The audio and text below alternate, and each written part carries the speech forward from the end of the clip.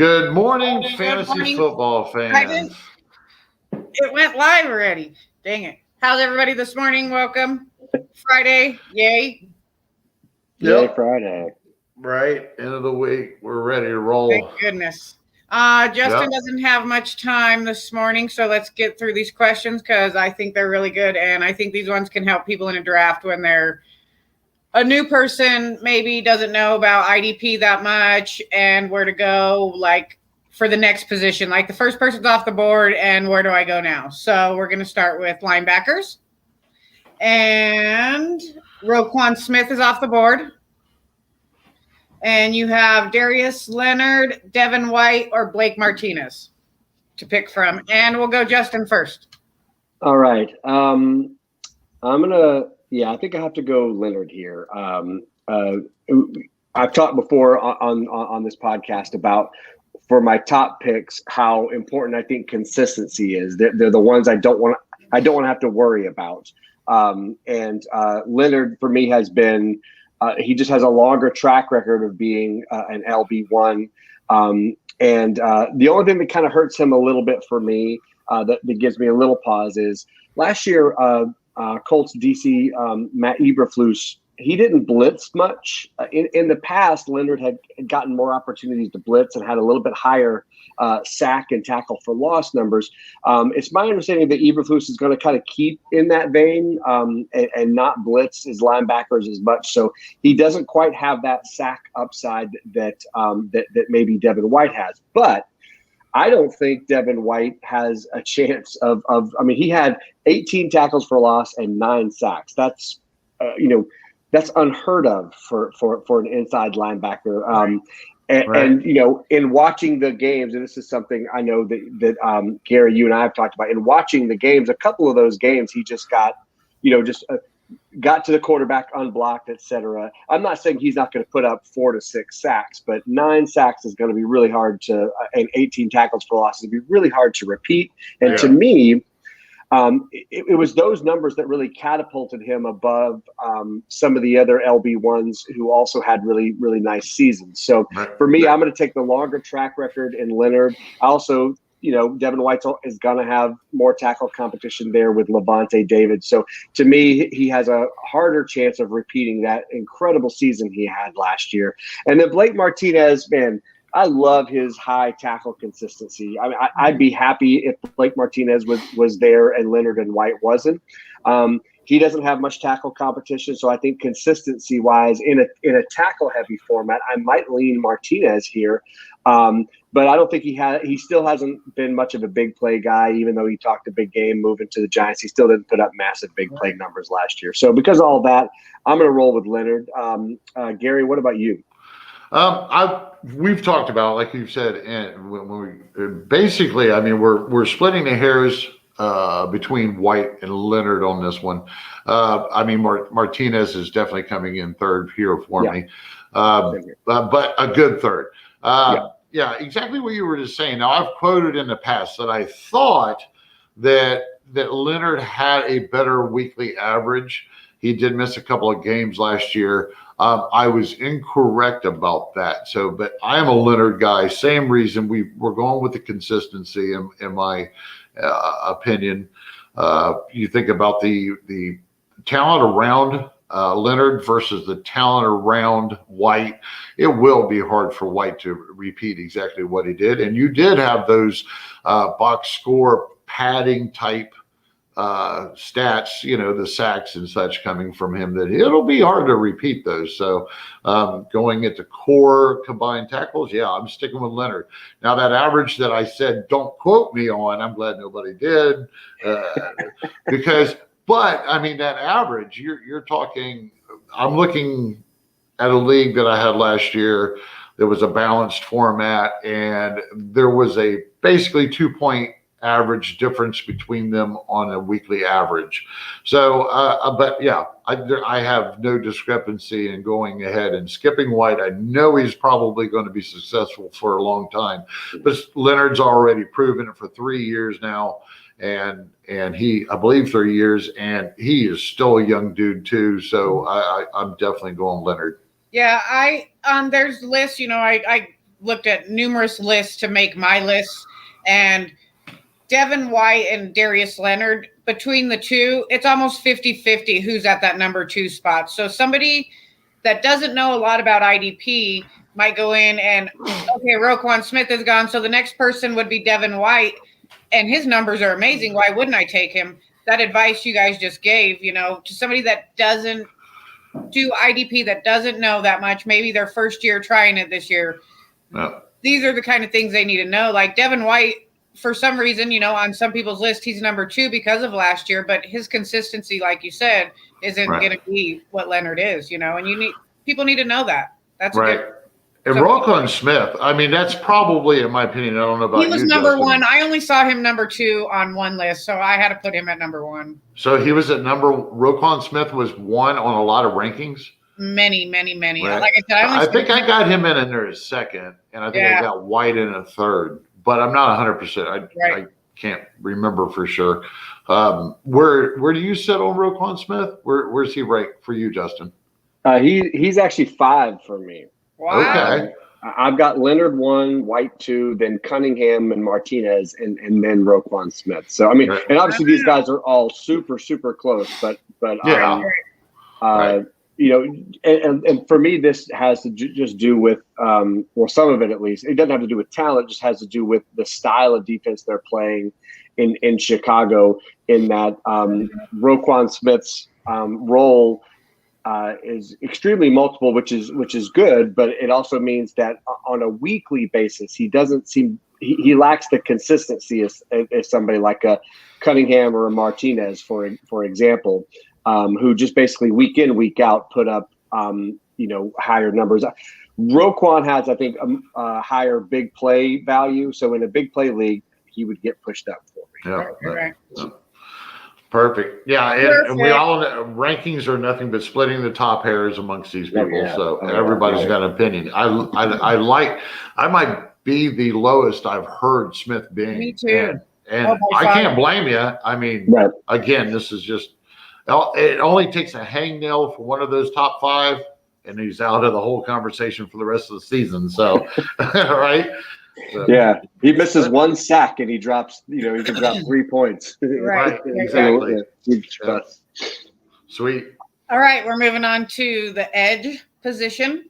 Myles Garrett is off the board, and there's nowhere I saw him even at number 2. He's number 1 no matter what on these lists. So then we go Nick Bosa, Chase Young, which I know Gary isn't too excited about that one being so high, and TJ Watt. But I saw Chase Young up there on a lot of lists this year. Oh, yeah. There's and I don't blame people for putting Chase Young up there, but I mean, he, as good a season as he had last year, it's not like he came out and dominated. He did well, but he didn't dominate. It's not that I don't like Chase Young. And I would actually, between him and Nick Bosa, I like Bosa about the same as Young. So, Bosa's got his injury thing. So those are tight. For me, it's just TJ Watt. Off the top, it's going to be TJ Watt. He gets a higher ceiling tackle base. And then, when you add on top of his sacks and his role in that defense, it is just straight TJ Watt, no doubt in my mind, as long as this is an edge rusher position, or, if he was playing on sleeper, LB/DL. Right. Well, this is going to be boring because I'm in complete agreement here. Chase Young. I would love to have as many Chase Young shares in Dynasty as possible. I think he's the real deal, and I think he's somebody that we're going to have in our top 5s for years to come. I truly believe that. But this is still just his 2nd season, and as what history and experience tells us is these edge rushers. It takes them a couple of years to really become like just monsters out of the gate. Same thing happened with Danielle Hunter. Hunter wasn't a beast in his rookie year. It took a little bit. That's a pretty common move for edge rushers. Young also is going to be, he rotates a lot. He started the year playing a ton of snaps, but then they started to rotate him. And that's a common thing in Washington's defensive line scheme. They rotate a lot. And if they're rotating a lot, keeping everyone fresh, that's good for sack numbers, but that's bad for tackle consistency. So last season, Young had, I think 44 tackles and like 7 or 8 sacks. Solid season. But TJ Watt, this dude puts up 50+ tackles. Right? Every year he puts up 50+ tackles. He puts up, 13 to 15 sacks, which is twice as many as Young had last year. Also, he's had at least 7 pass defense in all 3 of his starting seasons. So just high level consistency. He's banging all the drums. He's following his brother's footsteps. Absolutely. Absolutely. Yeah, it's a no-brainer too. And this is tough because I love Nick Bosa and I love Chase Young. Both of you, that's the whole point of this, is to split these tiny hairs. Right. But for me, it's Watt. It's just too much elite consistency. He's still easily in his prime, luckily all these guys are all still in the same system. But Watt knows this defense like the back of his hand. There's no learning curve for him. He doesn't have anything in his way. Right. And just to add on to that, okay, so let's look at what TJ Watt has amongst the defensive line with him. You have Hayward, you have Tuitt, who's the nose tackle? Can't remember. Either way, he's not bad. He's not bad, but he is stuck in a 3-4 defensive tackle. But as a talent, he's not bad. Now they're coming with the outside linebacker on the other side. Dupree's moved. You got Hightower or Highsmith or something like that coming in. Yeah. All right. So just by a little bit, if I had to grade that front 5, whatever, I'm actually going to give Washington a little bit better. For the overall, because they got Chase Young, Montell Sweet. He really turned it on last year. Yes, he did. And from the opposite side of Chase Young, which was a benefit of having Chase Young over there. And then you got Jonathan Allen, you got Payne, you've got Matt, and people are going to forget about Leonidas. Oh, I love him. Yeah. Because he started out last year with Allen. They were rotating that first game 50-50. It was terrible for Allen owners because of this rotation, but then Leonidas got hurt. But if you take those 5 players and you put them next to those 5 players, yes, we're going to put TJ Watt probably number 1 as an athletic abilities. Right. But overall, Washington's got just a slightly better line, and you've got a player like Chase Young that has to come in and compete with these veterans that aren't very old. These guys that I just named for Washington, I don't think there's one over 27, 28 years old, if I remember right. Is the highest. Right. So most, Payne's young, Allen's still young, Sweet's, yeah. So there's a lot that Chase Young has to prove yet. He's in a perfect position. He's going to be a top 5, just like Justin said. But when it really boils down to it, consistency, back to what we was talking about with Leonard, TJ Watt's been doing this for a living. For 2, 3 years, 4 years now, whatever it is. So, and he's still young. So, yep. Right. That was a good one. All right, so then we'll just go right to the defensive line right behind it. And Aaron Donald is off the board. Gary, you agree with that as number 1? I know you don't. I've been struggling with Aaron Donald because who else you got here? Is you got DeForest Buckner, Leonard Williams, and Jonathan Allen. Right. So, I struggled last year with Aaron Donald actually getting shut down a little bit more than he ever had in the past per game. I feel like DeForest Buckner as an interior defensive lineman actually played better. Was more consistent for IDP purposes. That would be, to me right now, I got to say Aaron and Buckner are 1A and 1B.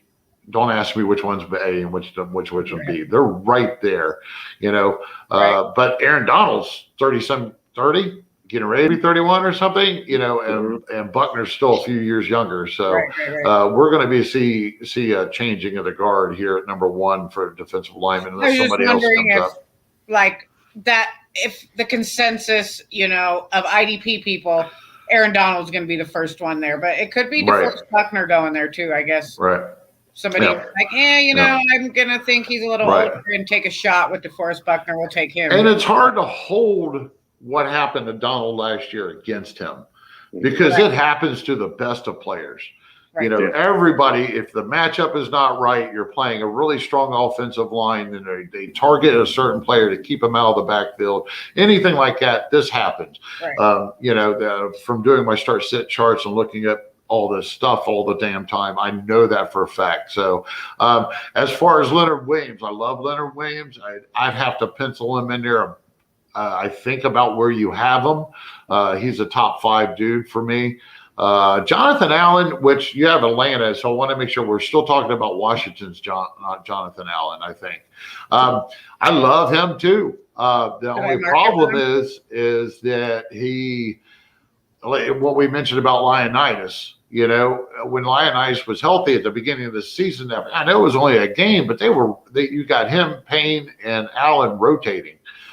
It'd be crazy for them to keep Leonidas off the field because Leonidas he could be a number 1 guy on a lot of defensive lines in the NFL, in my opinion. So, he's probably, I think I got him right outside my top 5, but I'm not 100%. What do you think, Justin? Yeah, Buckner barely outscored Donald last season. And played in 1 fewer game. And Donald's now a year older, and he's got his massive 20-sack season that came when he got to play next to Ndamukong Suh, and Ndamukong Suh will assure that you won't get double and triple teamed. That's pretty much everywhere he goes, he takes up. He's a space eater. He's a lineman eater. So when he left, obviously, Donald's still playing out of his mind, but he's, like we saw with J.J. Watt, once Watt lost some help in Houston, at some point, offensive coordinators go, we're going to stick 3 or 4 guys. I don't care. Let everyone else come. Let Leonard Floyd and Dante Fowler the year before that. Let them come after the quarterback. We'll take our chances. And we saw Leonard Floyd and Dante Fowler's sack numbers all of a sudden get resurrected because nobody's guarding that guy. Everybody's just like, stop Aaron Donald for the love of God, right? So it's great for these edge rushers who haven't been able to produce much because nobody's paying attention to them. Donald, unfortunately, is still in that position. He doesn't really have that other monster player next to him, to kind of keep a little bit of the heat off. So he's going to suffer the fate of a J.J. Watt. At least J.J. Watt in Houston, where, there are just times when he just gets completely shut down because a team just game plans to stop him at all costs. Right. That's why Leonard actually did well last year, I think. What do you think? That's why I think too. Yeah, exactly. The alignment next to you, they help a lot. Leonard Floyd, folks. I'm sorry. Yeah, exactly. Yeah, that's exactly why Leonard Floyd did well, and Fowler was a disappointment, and then he went to LA and played next to Aaron Donald, had a monster year, and then cashed that in to go to Atlanta. And they're like, what? Wait, what happened? Well, I don't have Aaron Donald anymore. So for me, it is DeForest. But again, I don't fault anyone, and I think in that position, I still might have to take Aaron Donald, but he's off the board right now, right? So let's assume Donald's off the board. For me, it's definitely Buckner. He pushes 60 tackles and double-digit sacks every year, and I keep mentioning, there are these benchmarks we look at to be an elite DL. We want to see double-digit tackles and double-digit sacks and about 50 tackles. Those are kind of the watermarks we're looking for. Right. So if you start pushing 60 tackles, like we were saying with like TJ Watt kind of can push that consistency. Consistently. Yep. So and what those 60 plus tackles does for us is when Buckner doesn't have a sack for 3 games, as is always the case with defensive linemen, you're still okay because he's putting up those 3, 4, 5 tackles every game, and that's huge. So, also, remember, I was just talking about how Eberflus isn't really blitzing linebackers and defensive backs as much. That actually helps DeForest Buckner because he can basically just pin his ears back and attack. Yep. His job is to go for the quarterback. He's not trying to set up things for these surprise blitzes. So, and again, he's just incredibly consistent in the prime of his career. This is his second year in this defense. Leonard Williams, I love. I'm so happy that he was kind of dying on the vine for the Jets. It was I loved watching him turn it on last year. But and I'm expecting him to have another solid year. But when faced with Buckner as the other option, I can't put my eggs in the basket of Leonard Williams having one monster season. It's not enough to compare to Buckner. And even his monster season wasn't as good as Buckner's regular season was last season. Right. Love Jonathan Allen. We want to talk about a tackle machine. In a tackle heavy league. Allen, again, just every year he's got 60-plus tackles. You can't beat that. I mean, in a tackle-heavy league. But he doesn't put up the big play production he used to, and that's because they shifted him inside. He spends more time inside, more time doing some 2-gap responsibilities. So he would, I think he had 7 or 8 sacks a couple of years ago. Now I think last year he had 2 or 3. So his role has changed. And if you've got Montez Sweat and you've got Chase Young, on the other side, your role isn't going to necessarily be to constantly attack. Those 2 other guys are the schemed players to get at the quarterback. So. Right. So I love Allen in a tackle heavy league, but overall, Williams and Allen for me they're not quite the complete package that Buckner is. I'll tell you, I hate to do this because I know that we got a time limit with Justin, but I wanted to bring something up real quick with this conversation and something that you've said that triggered something for me, Justin. Mm-hmm. And we haven't talked about this since early in the off season on some of these programs. Last year was a COVID year. I was when he was talking about the last player, I was going to bring it up. Right. Yeah. Last year was a COVID year. There was no fans. There was everything that we heard that sounded like a crowd was piped in stuff. Right. So the offense, and what made me even think about this after what you said is I'd seen yesterday somebody brought up in the Scott Fish Bowl that there were 3 times as many or 4 times as many quarterbacks that scored over so many points that hadn't happened in years, that it was in the top 5 or something. So, folks, there was no crowd noise. Right. And you wouldn't believe especially at home team advantage on how crowd noise works, and if the offense really got to take advantage of the defense last year because if it's quieter, there's a less distraction. They can read things better. It's just a lot easier for the offense, and that's what they took advantage. So we got to remember, if knock on wood, we'll be back to normal this year. So somebody like Aaron Donald, where he got shut down, I think it might have been, I'm not 100% sure here. Let me look real quick. But whatever amount of games he got shut down per game, it'll probably happen to him again this year, but it's going to be a little bit less. There was another advantage there. We wouldn't expect the same thing to happen that happened to him last year. I agree.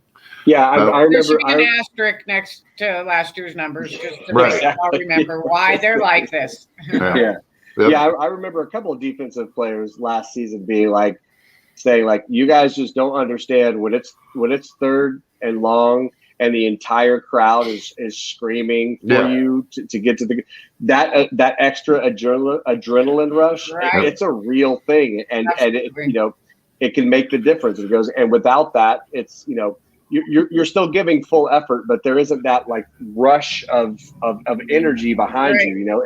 And the other thing is, we never saw quarterbacks struggling to get the calls out to their receivers because of the crowd noise.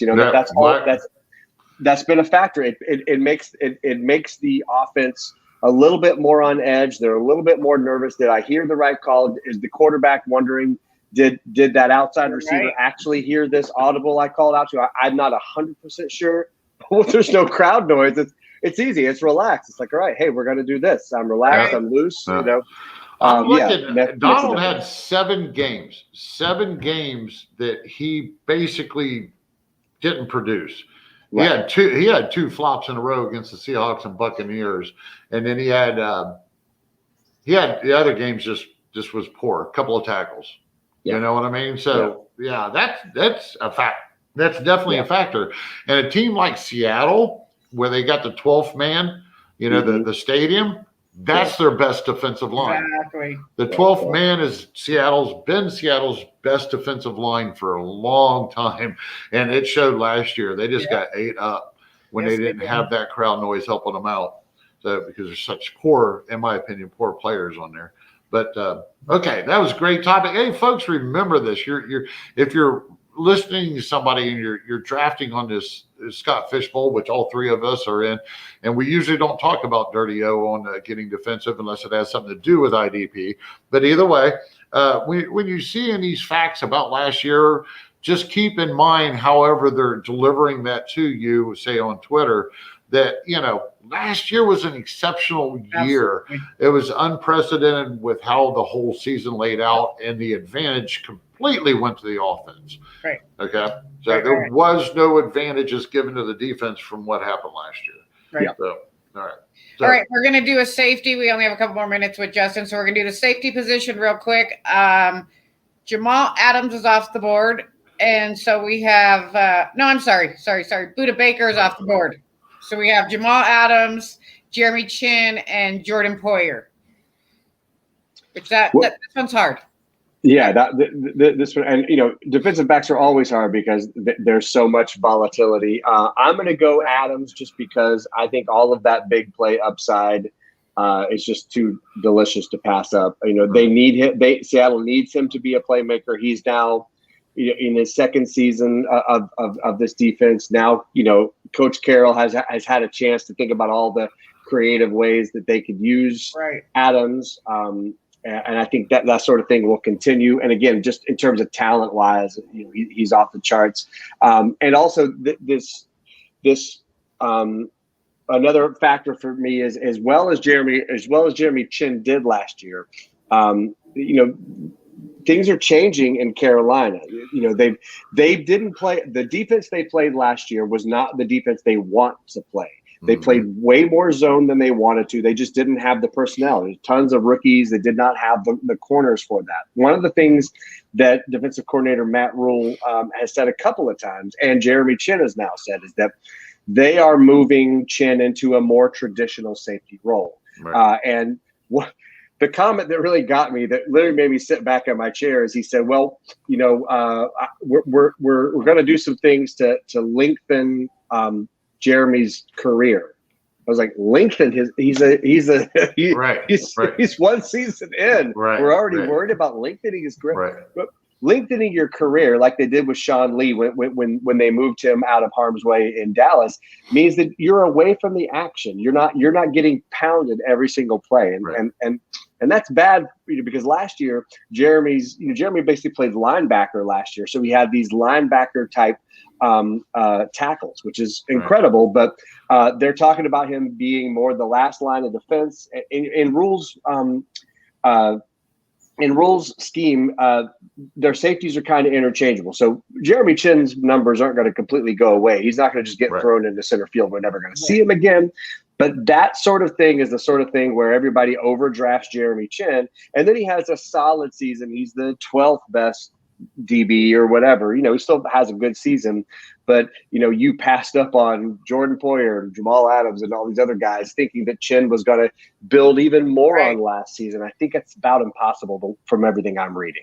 Yeah. I have to agree on that. I still love Jeremy Chin, but he doesn't have the ceiling the Buda Baker or Adams, which Buda Baker's off the board here, but Adams has, or I even think Poyer inconsistency. Yeah, I mean, it's just, I love Jeremy Chin, and I have him ranked up there, But just, last year, just like you mentioned, if you actually went to Panthers.com, he was listed as a linebacker on their website, their official website. That's getting ready to change. They've brought in Perriman. They have Reddick. They have Thompson. Last year, they didn't have these guys. They was working with Carter, Whitehead. Whitehead didn't last long. He played like a couple of games and then he got Whitehead's not that player that he even was near, which he's never been a stud. So, the whole dynamic of this defense has changed. It was their first year with running this, and I totally agree with him. And I'm going to go with Adams too. Right now, it's the Wagner Adams show. Yeah, exactly. It's the Wagner Adams show. Wagner's getting a little long in the tooth. They don't have KJ Wright anymore. We don't know what Brooks is going to bring. They have no real good. I mean, when Carlos Dunlap is your, I believe he resigned, and when he is your major edge rusher, you've got problems at his age. There's a reason Cincinnati let him walk last year. I mean, he's just not the player he was. So, I mean, he'll still have a couple good games. But either way, everything's going Adams for me on this one. Yeah, and the only I was going to add about Jordan Poyer, I'm with you, Gary. To me, he would be number 2 on this list for me over Chin, just for some of the reasons we were saying. Poyer had a great season last year. He had 124 tackles, and 91 of those were solos, which is just a phenomenal year. But when we talk about consistency, Poyer, the 4 previous seasons, Poyer hovered right around the 100 mark. With about 60 to 70 solos. So he gained 20 solos last season over his annual norm, and that's the sort of thing that gives you pause and makes you realize you shouldn't be expecting that, particularly in Buffalo's defense, which does use a good amount of rotating safeties. I think Poyer got a little bit lucky in that way, and also remember that Poyer's responsibilities ramped up last year when Matt Milano went down. Matt Milano missed a ton of time, and Milano was a great coverage linebacker.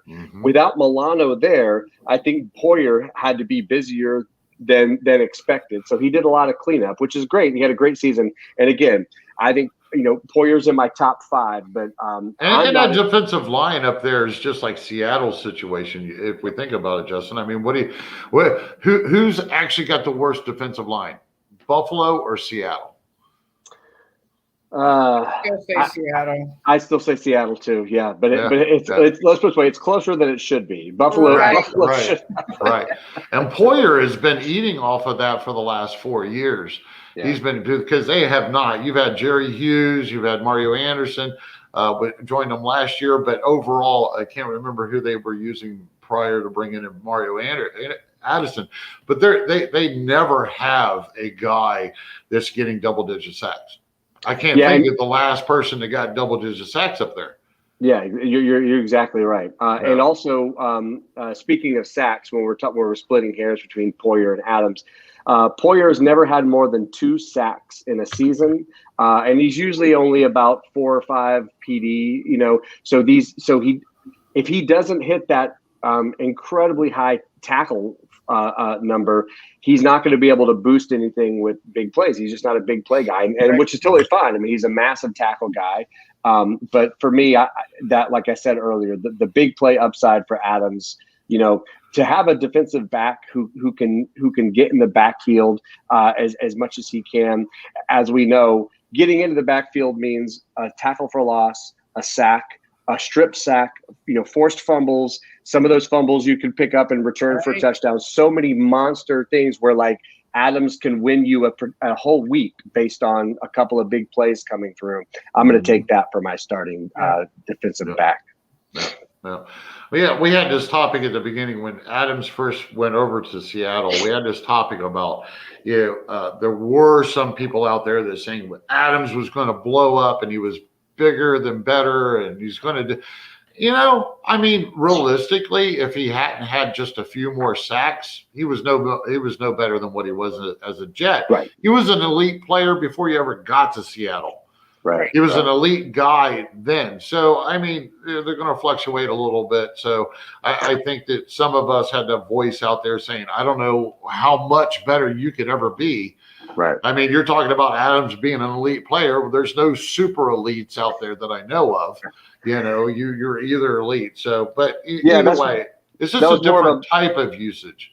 Yeah, exactly. I would say that was more of other people undervaluing Adams when he was a Jet than it was, you know, right. He's the same player. He was just as good as he was just on a really bad team. So people didn't quite see it. You know, once he got on a famous defense, you know, he got showcased more. But he was already a great player. Yep. Right.